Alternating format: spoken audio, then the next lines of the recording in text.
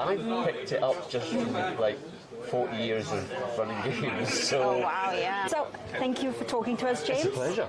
Could you just tell us a little bit of who you are? I am James Mullen. I dabble in indie game design and also running a lot of indie games at various conventions and online. What would you say is the favourite game you've ever written? I'm going to say Blood and Water, which was inspired by the Being Human TV series. Oh yeah. And it uses like a unique trust system. Oh wow. Where like you're dependent on the other players to assist you. You can then make trouble for them, and they have the choice: do I carry on supporting you and accept the trouble you've made, or do I break this bond with you? That sounds actually quite awesome. Yeah, it's really nice to see people's players' faces light up when they realise they have that power. I'm going to make everybody else roll for me, and you're going to take on the fallout, and I'll take the success. That sounds amazing. So, what would you say, like, your process is to create a new game? It starts more with just, it starts with an idea. Like, I can't work if I haven't got an idea for what I want to achieve. But once I've got that idea, I'll actually just write down lots of notes. Just like, what is this game going to be about? What do I want it to do? How can I write rules so that the players are guided to do that? I'll throw out lots of it. A lot of that will just be crossed out. It's like having a conversation for myself on a piece of paper. So like I've got that sounding board. Yeah.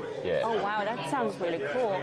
And what kind of tools do you use? Is it just plain pen and paper, or do you go high tech? Well, it depends on the game I'm trying to work out. Sometimes I'll graph certain things out. I'll look at like dice probabilities. And think, yes. You know, where's the middle of this peak going to lie with this? But yeah, I like just notes, handwritten notes. I can just scribble and make my own symbols on it. So later I can go, oh yeah, I put an exclamation mark there. I thought that was good when I wrote that.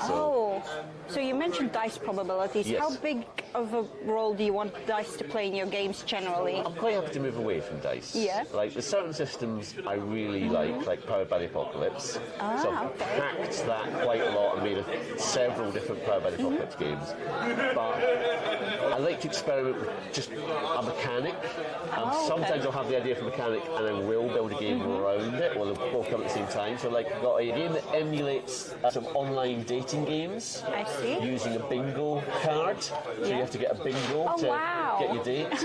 And a lot of it times is narrative. I've leaned more towards throwing the dice and randomise out and just having the players have tools whereby they can discuss. Like, you have to choose one or two options. How are you going to choose? That kind of thing. Yeah, we've seen this in, for example, Rest in Pieces, where you use a Jenga mechanic to help propel things forward. How do you integrate that kind of thing? How do you think that up, basically? Well, just to be clear, Rest in Pieces isn't mine. Oh, of course, I'm sorry.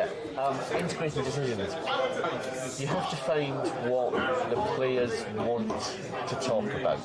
There's no point trying to force a discussion that they can't relate to. Yes. So even if it's like your wizards, elves and rangers on a quest somewhere, if you're having that kind of narrative drive behind the mechanics, you want the questions or the prompts to be about the characters, less than the adventure. Yes. Because you're like, how do you take the dragon's gold? It's like, very nice. But like, why do you want the dragon's gold? Yes, that's always a big thing, having that drive. Yeah. Do you need the money? Is it to save a sick relative? Is it just for your ambition? Yes. So tapping into human motivations for fantastic agenda. Strongly go for that in my Power by the Apocalypse game, The Hood. Yeah. Where I say this is it's about ordinary people on their most extraordinary day. Yes. Kind of And how do you differentiate between writing stuff that the player sees on their character sheets and the stuff that the GM will narrate, the indirect? I don't really like a system that does that, to be honest. With each group of players, it's so personal. That dynamic between the players, between them and you. Yes. It's getting it's a vibe check. It's like I like to do the safety tools at the start just to make sure. That's always good. Gauge like the level of participation. Because some people are quite happy to sit back very quietly. Yeah. Other people are always talking. So it's like stepping in and both to say, that was great, thank you for that, and then move the spotlight up to somebody else, just make sure that if they feel comfortable stepping at that point, there's a space for them to step into.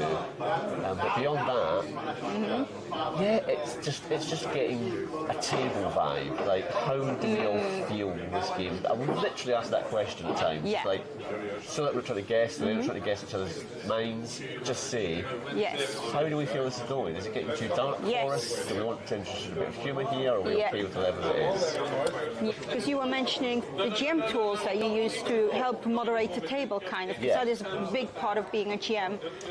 Do you Yeah. just kind of learn that as you go, or? I've picked it up just from like 40 years of running games. So Oh, wow, yeah. yeah, I've never found like a really good explicit set of tools I could show somebody else. If you do this, Yes. you can run a game. That's fair. Because so much of it is like the social dynamic, the people skills.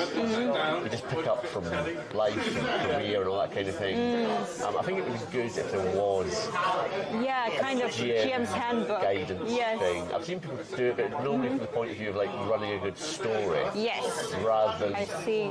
taking it from the point of view that people playing Yeah. that game and how they're dealing with it.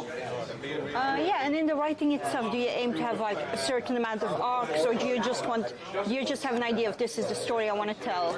Yeah, I'll just follow the story to where I think it should go. I like to feel I've got a good narrative sense. Yes. So I'm like looking for like where to put in comic relief, Yeah. dramatic irony, that kind of thing. Yeah. It's like I'll often have 3 or 4 ideas in my head, and I'm just looking for somebody to say something the character says or does, and then I can Yes. and because of that, this, and then just throw in one of the ideas I've prepared. Sometimes you just have 3 or 4 ideas, you don't get to use them. You Yes. do, everybody goes, what a clever GM, you know, how did you plan that? Yes. That's always fun when you get that reaction. Yeah. So is there anything that you have played in recent months that you really, really enjoyed, or that you've seen that is really stuck with you? For the Queen. For the Queen? I've really got into the density of these narrative card games. Yes. They give you really strong prompts to guide you Yes. through what you're going to do, because it's like they've thrown away the concept of dice and mechanics and character sheets, and it's literally just turn over the next card, read it, respond to it in character, Yes. and expand the story.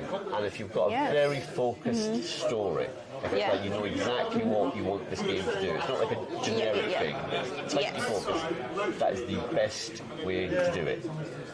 That sounds really cool. Yeah. And where can people find you if they want to find out more about you and your game? I publish my small independent games on itch.io under the name of Groundhoggeth. Okay. I am on Mastodon as Yeah. Groundhoggeth. I have a Blue Sky account now, but I have hardly used it. Yes. Also as Groundhoggeth. I'm mostly floating around on Discord on the Powered by the Apocalypse server. Ah. And the indie RPG server. So if you see the name Groundhoggeth anywhere, that is still me. So Wonderful. And yeah, thank you so much for sitting down with us. it's a And pleasure. I'm just glad we got to do it. yes, I'm so busy. yeah, you are. You're running almost every slot here. Yeah, it's good fun. That's what Yeah. I'm for. All right. Thank you so much. What? Can I No, of course.